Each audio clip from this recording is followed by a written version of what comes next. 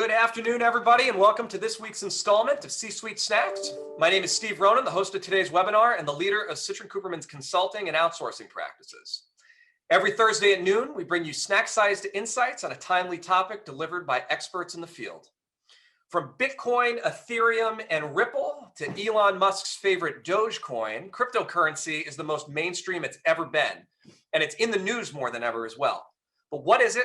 How are people making money off of it? And importantly, what are some of the technical considerations for investing and using crypto to maximize impact and minimize their risk? Today, we're joined by Mark DeMichael for the first installment in our new Cryptocurrency Master Snack series to begin the conversation around just these topics. What is Master Snacks, you may ask? Well, it's a new series that we're launching of related topics where we will do a series of 30-minute webinars, all relating to one another and building on each other's content. This Cryptocurrency Master Snacks is the first in a series. We'll be running 4 additional sessions after today, focused on different topics in the cryptocurrency space, culminating with an expert panel, and all starting with today's session. To make sure you receive the invites for the sessions that are coming up, which start next Wednesday, by the way, please make sure you've registered for today's webinar, or alternatively, register on our website through the gated Crypto Master Snacks page, a link for which we will send out following today's webinar.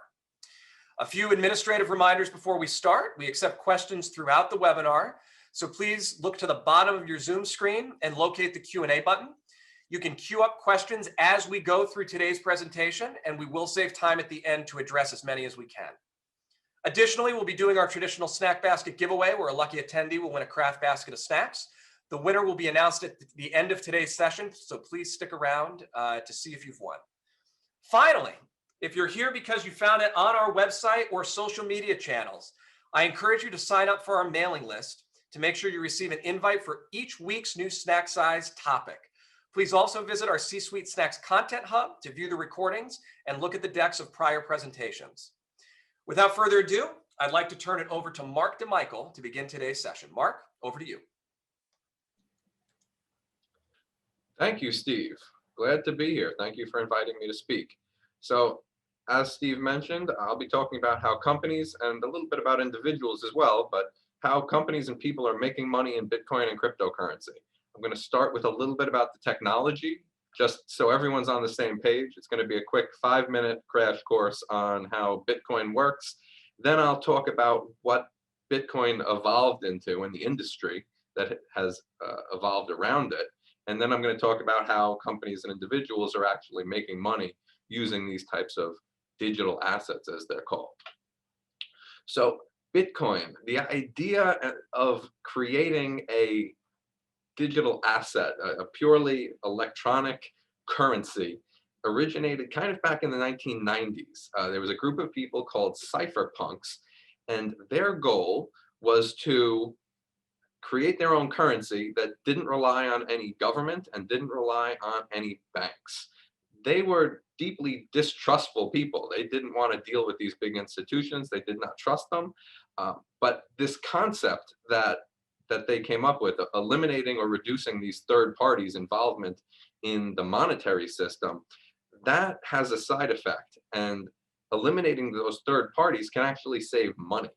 And that is a big reason why this industry has evolved as it is, because digital assets are all about making money or saving money on costs by eliminating the need for these types of third parties and using technology to do the work where people were needed before, and it can actually save money. And that's kind of, we'll talk more about it in a bit, but that's the idea behind all of this.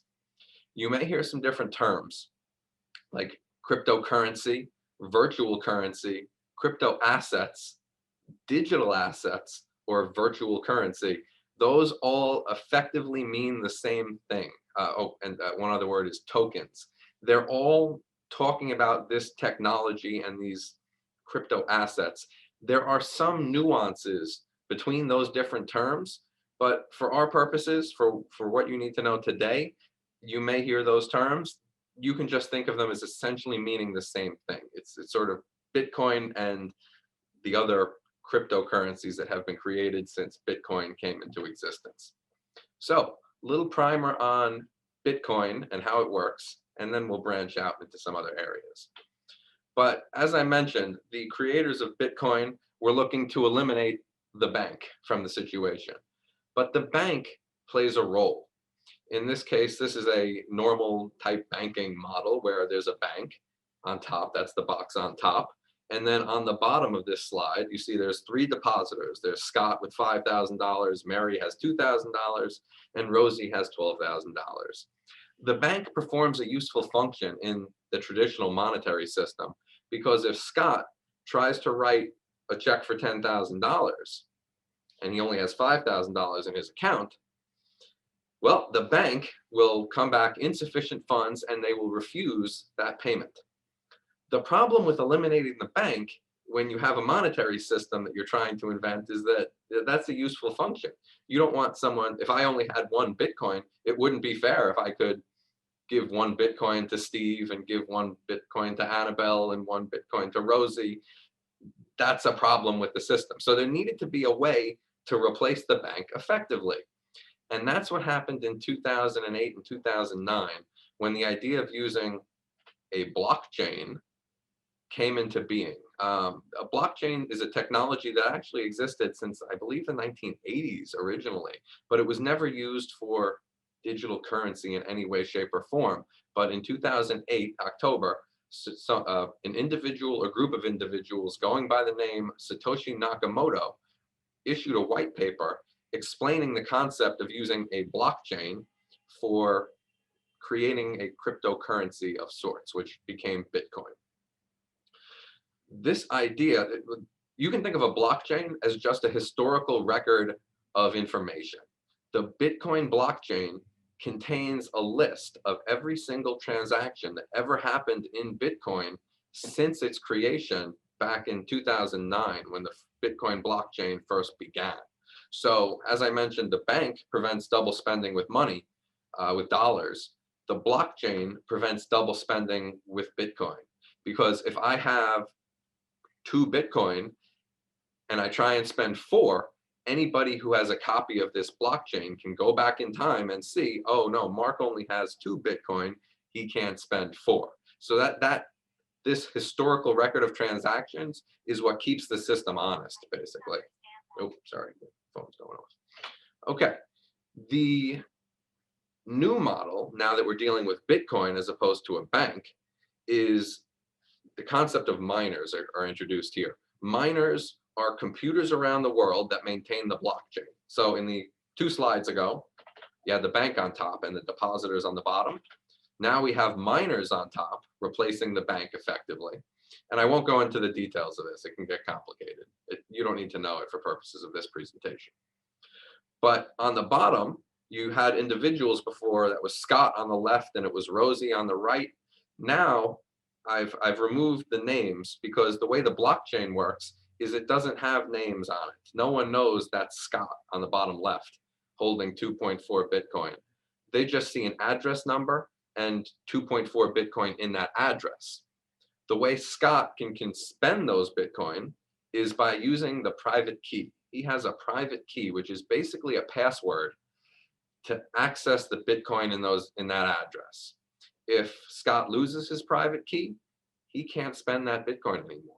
If Scott's computer is hacked and that private key is lost to a hacker, the hacker will be able to spend that Bitcoin. That's the way that the system is set up to work. It's kind of like cash. If I have a $20 bill on me and someone lifts my wallet and steals my $20 bill, they can spend it and I can't. Bitcoin works the same way. Whoever has the private key basically has the right to spend that Bitcoin. That's the way the system is set up. So maintaining the safe storage of your private keys is extremely important if you're involved in holding cryptocurrency and holding, regardless of why you're holding it or how you do it, there's ways to hold it. And there's a couple different methods. One is called a software wallet. A software wallet is simply an app for your phone. That's it. There's an app on your phone. It maintains your private keys for you. And if you want to initiate a transaction, you just click a number of Bitcoin to send. You click an address to send it to. You click send, and the phone or the computer will do the rest. They'll take care of the private keys for you. A little bit risky using a software wallet for large amounts of Bitcoin because your computer could potentially be hacked. You don't want to risk that potentially.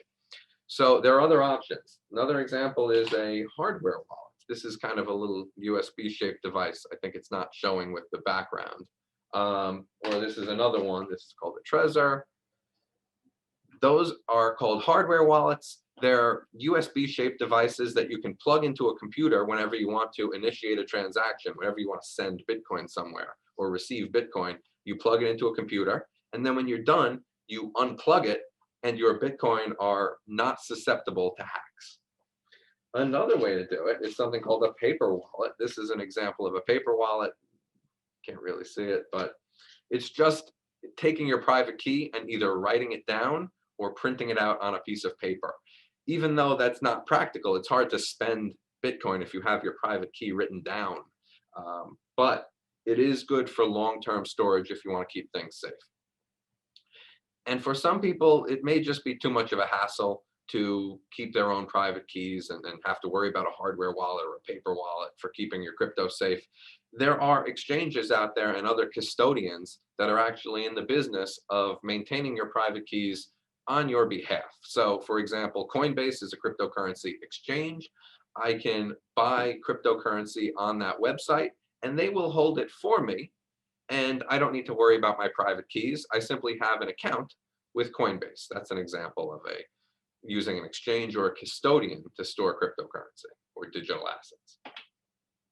So this is a little cheat sheet. I've talked about these concepts. I've talked about the addresses, the private keys. I've talked about the blockchain. A wallet seed is the only item I haven't mentioned on here. That is a backup for your private keys. In the event you lose your hardware wallet or lose your phone, what you can do is keep this string of words. It's 12 to 24 words that are random.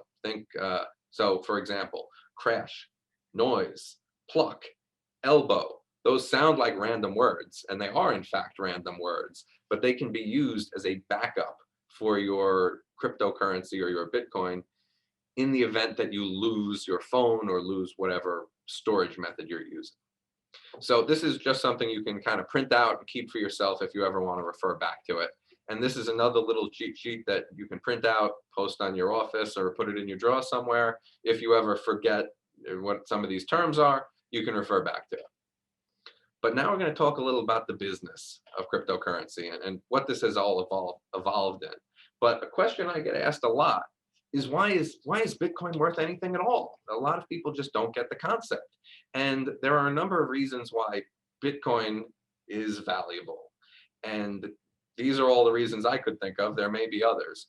But just because any one of these particular items might not be valuable to you, it may be valuable to somebody else. And even though like a piece of property in California is not useful to me because I don't live in California, I live in New York, that's valuable to someone else. So if I own a piece of property in California, I could always sell it to somebody else. So just because an item isn't worth something to you necessarily, it could be valuable to other people. And these are some of the reasons why cryptocurrency has value. So one is decentralization. As I mentioned before, with money, you keep it in a bank generally. And if a bank were to have problems or a bank were to fail, that could be a risk to your investment. Same is true with whatever you invest in, right? But with Bitcoin, there's no single point of failure. In the event that a bank were to go bankrupt, you could lose some of your deposits. But with Bitcoin, there are thousands of miners around the world. So there's no single point of failure. That has some value. It's hard to quantify in an exact dollar amount, but that has value. It can also be a store of value. There are only 21 million Bitcoin that will ever be produced. It's a limited supply. So a lot of financial analysts think of Bitcoin as a similar asset to like gold, right? You buy gold as a store of value. In the event that there's inflation, it will go up in value compared to the value of the US dollar, for example. So that's another reason why people, are investing in Bitcoin and see it as valuable. Digital assets like Bitcoin can also be automatically integrated into the digital economy. You can automatically have Bitcoin sent using software. It can be built into a software program to automatically take your Bitcoin and send it to somewhere else, and maybe you get some other digital asset in return, or maybe you can stream video in return. But it can be automatically done without the need to deal with a payment processor like a PayPal, or like a PayPal or a MasterCard or a Visa. They charge fees, whereas with Bitcoin and cryptocurrencies, that can be reduced or eliminated. That also creates the ability to make instantaneous, secure, and potentially low-fee money transfers around the world, right? If Bitcoin were to be accepted globally, where other countries where you can spend it potentially, or with other crypto assets, there's no borders, versus dollars is kind of a US based thing. Euros are a Europe based asset. With cryptocurrency, it has the potential to become a global currency, which in this economy seems to have some kind of a value, right? As digital things become more valuable, as the internet becomes more, more popular and working around the world, these borders don't mean as much as they used to. Whereas, a couple hundred years ago, you would only sell goods to people in your town. Now, if you're dealing with a software program, that you can sell internationally. Another advantage of cryptocurrency is the privacy aspect of it.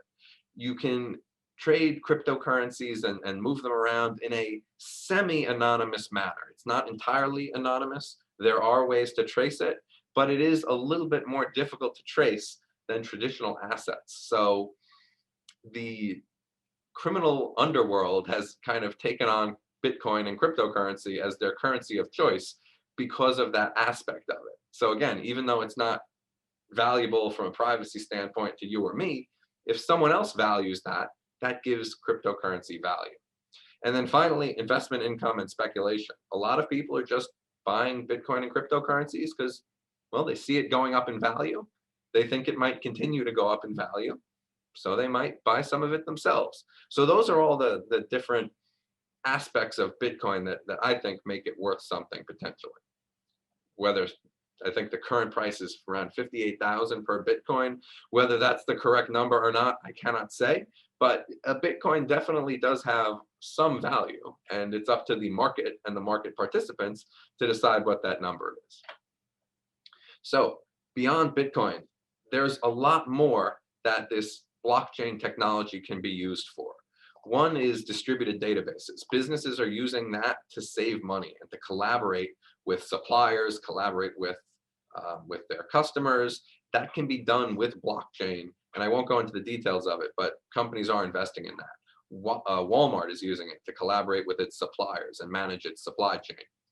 Altcoins. So besides Bitcoin, thousands of other cryptocurrencies have been created. They all have their own unique aspects about them that might make them a little different than Bitcoin, maybe a little better in some ways, maybe a little worse. They all have their own aspects.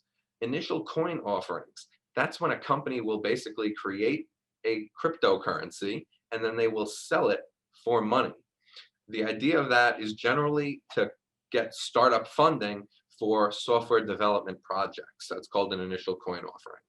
Another thing that can be done is you can tokenize assets, or basically use a cryptocurrency, use that same technology. Instead of just one Bitcoin is one Bitcoin, you could say, okay, we'll create this new cryptocurrency. Every unit of this represents one share of stock in a company that holds real estate. The advantage to that is you could transfer these tokens very easily, as opposed to having to deal with stock certificates and things like that. So again, cutting out third parties. And then finally, smart contracts. As I mentioned before, this money can be spent in a way that's built into software programs. So that eliminates the need for like a MasterCard and a Visa. That to me is saving money is one of the biggest advantages that the digital asset revolution is going to give opportunities for in the long term. How are people and companies making money with crypto assets? Well, people are just investing, buying, and holding. That's the simplest way, right? People buy Bitcoin, hold it for a while, and so far so good, right? It's been going up in value. That's a money-making endeavor. Businesses are doing that as well now. Tesla announced recently that they bought 1.5 billion worth of Bitcoin. Visa and MasterCard are announcing that they're getting into the processing business. They're going to allow merchants to accept Bitcoin payments. Both Visa and MasterCard have announced that within the past 2 months. So that's a big development for the industry. People are also trading, day traders. Some other people are using algorithmic type trading where they have a computer program doing the trading, but that's a way of making money in crypto assets. Mining is another way. As I mentioned, there are these miners that kind of take the role that the bank would play in the traditional monetary system. Individuals and companies can buy computers that are mining rigs that are designed to basically maintain the blockchain, but doing that earns rewards. And it's a profit-making endeavor for these companies. There are companies that just do mining. I have some as clients, in fact, as tax clients.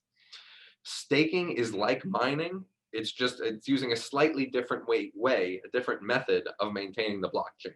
That's beyond the scope of this presentation, but those are two ways to make money, mining and staking. You can make digital assets or earn digital assets by helping maintain the blockchain or maintain the ecosystem. Brokerage and custody services. Fidelity actually announced recently, I believe, that they're going to be offering custody services in the near future. There are other companies out there that are offering those types of services, like a Coinbase and a Gemini. They're in the business of offering custody services for these assets. And they have paying customers that do it. So you can make money with these assets, even if you don't necessarily want to hold any yourself. You can perform services for individuals and companies that do. There are also companies that use crypto assets and tokens in their business model. I mentioned ICOs before, initial coin offerings. These companies are selling these tokens, and in the future, these tokens can be used on these software platforms. I can elaborate more if you have questions. I can elaborate more at the end, or we can go into it later. Another thing is called DeFi. That's decentralized finance.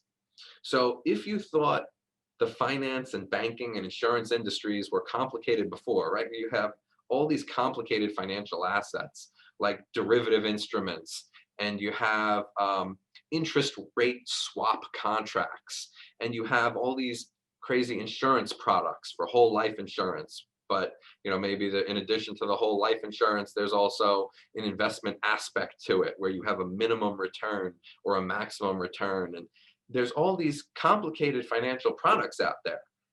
And those are all based off of dollars. Well, DeFi, or decentralized finance, takes all of those financial products and blends it with cryptocurrency. So if you thought finance was complicated and you thought cryptocurrency was complicated, DeFi is just the marriage of those two items. And then finally, NFTs. NFTs it's an acronym for non-fungible tokens. So with Bitcoin, one Bitcoin is just one Bitcoin. That's it. It doesn't give you any special rights or any special ability. With NFTs, every unit of these non-fungible tokens represents something else. And it's usually set up to be either artwork or collectibles. So think digital art, and you can buy the right to a work of digital art, and that right is basically embedded in a cryptocurrency. And you can spend it by using you can send it to someone else rather by using your private keys. So people are making money with digital art, digital music, and digital collectibles like trading cards. Those are all examples of non-fungible tokens, or NFTs. And finally, if you want to make money in this industry, you don't need to necessarily even hold any digital assets in any way, shape, or form. There are other ways to make money without having to deal with those private keys and deal with these hardware wallets. And if you really don't want to deal with that, there are other ways to make money from this industry. For example, there are hedge funds and private equity funds that specialize in digital assets. One example of them is the Grayscale Bitcoin Trust.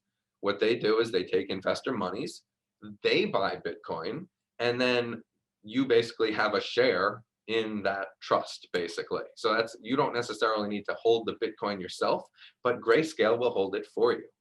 There are also Bitcoin ETFs out there, There are a number of applications currently pending in the United States. We'll probably have one in the next year or so.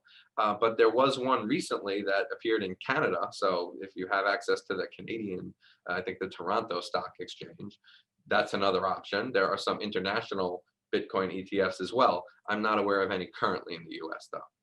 There are also Bitcoin futures. Yes, that is another thing that exists. The Chicago Mercantile Exchange has a futures market where you can buy Bitcoin futures, and that is settled in dollars. So you'll never actually receive a Bitcoin if you buy Bitcoin futures. You'll just get the dollar value of whatever your futures contract was worth at the end of the contract.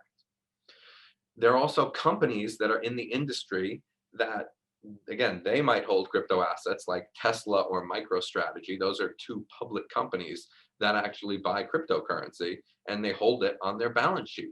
So if you buy stock in those companies, you can get some exposure to the industry without holding any crypto assets yourself.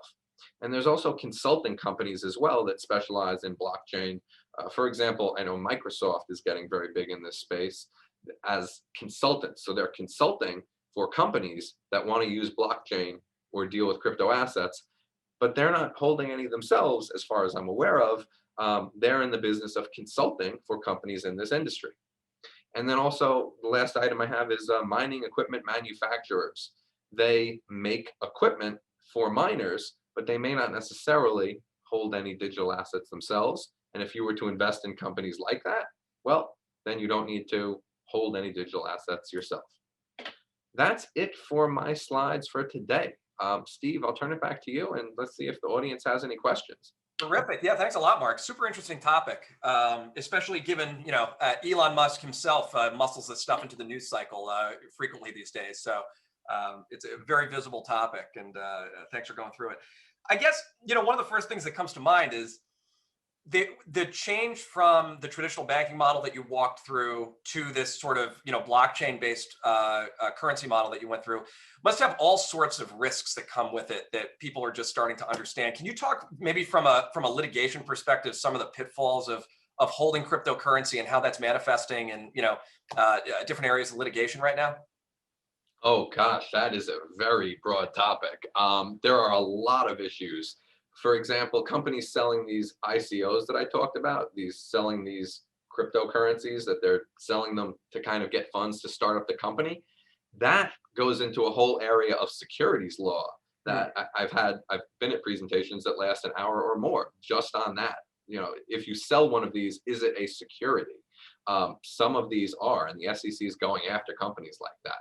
I'm also seeing, another interesting area is, like I said, keeping these private keys safe is very important. I've received a number of calls from people who've lost their private keys, or a family member of theirs passed away, and they are trying to get these private keys off of their computer. That is a challenge as well. And another area, I wrote an article on this a while ago, and I've gotten a lot of work in this area. Divorce cases. I've seen a lot of cases of individuals hiding cryptocurrency from their spouses during a divorce. So basically, oh, yeah, I can't afford to pay child support. I don't have any money. But, once my investigation is concluded, I find that they have all these cryptocurrency assets that they sent somewhere, and maybe we can't trace them any further, or maybe we can, but I can prove that no, they did not sell those. They did not lose value. They still have crypto assets somewhere. So crypto asset tracing is becoming a big area as well, because a lot of people are trying to use the semi-anonymous nature of cryptocurrency to claim poverty, even though they may not necessarily, even though they may be very wealthy. Very interesting. Well, this is it's a great kickoff topic, right? There's a lot to dive into here, and that's why we chose this for our first series of Master Snacks sessions. So really appreciate you being here today, Mark. Thanks also for spearheading the content for the next 4 weeks. I think it'll be a really interesting and trend forward 4 weeks of crypto content. So thanks very much. Yeah, absolutely. No, each week we're highlighting, so it's such a broad area. Each week we're going to be highlighting a different person in our cryptocurrency group here that'll be talking about different topics like fraud, taxes, internal controls for companies that hold cryptocurrency, and then we'll do a panel as well at the end. So, you know, I'm sure Steve can tell you more about that, and you'll be hearing about that in the upcoming weeks. It's going to be great. Yeah, no, it's terrific. Mark's contact information is up on the screen. If anybody has questions or wants to dive into this topic a little further, please feel free to reach out to Mark directly. Today's session will be recorded and posted on our website, where you'll have access to the recording and the deck that Mark just went through today as well. And then if we can go to the next slide here, we can show you what's coming up. So today's kind of an interesting one, right? So every Wednesday, starting next week, we'll be running this subset of sessions focused on cryptocurrency. So on April 7th, we'll be joined by Katarina to go through fraud and forensic accounting for digital assets, where we'll get into some more of the topics that Mark just covered kind of at the end of his presentation there. And then on April 14th, we'll be joined by David Rosenbaum, a principal in our tech practice, talking about some of the operational considerations for companies that are using digital assets to transact. And then we have 2 more coming after that. The way that you get invites to the Master Snack sessions is by registering for today, or by filling out the gate on our cryptocurrency Master Snack site. So these are separate invites. It's a separate email list than our core Thursday Master Snack session. If you register for today, you're good. You'll get the invites. If not, or you want to invite anybody else who you think might be interested, please go ahead and direct them to our C-Suite Snacks Content Hub, where they can register to receive the invites for all of those sessions and to receive access to the recording from today and going forward. Continuing our weekly Thursday series next week, we're going to be hosting Mike Camacho, who's the leader of our technology risk practice, talking about how to prepare your company in the age of a hacker. And as always, to receive our core invites, just sign up for our mailing list on our C-Suite Snacks page. Once again, I want to thank Mark DeMichael for joining us today. I want to thank everybody on the phone for joining us. Our snack basket winner for today is going to be Lori Pica from APA. So thanks so much, Lori. Hope you enjoy the snacks, and somebody from our marketing team will be reaching out to get your address. And as always, I want to thank you for joining. Reminder, every Thursday at noon, we have new topics, trend-driven, timely topics, try to keep you on top of what's going on in the marketplace. We look forward to seeing you on future Thursdays. Thanks for joining us, and we wish everybody a very good rest of your week and a great weekend. We'll hope to see you soon. Thanks.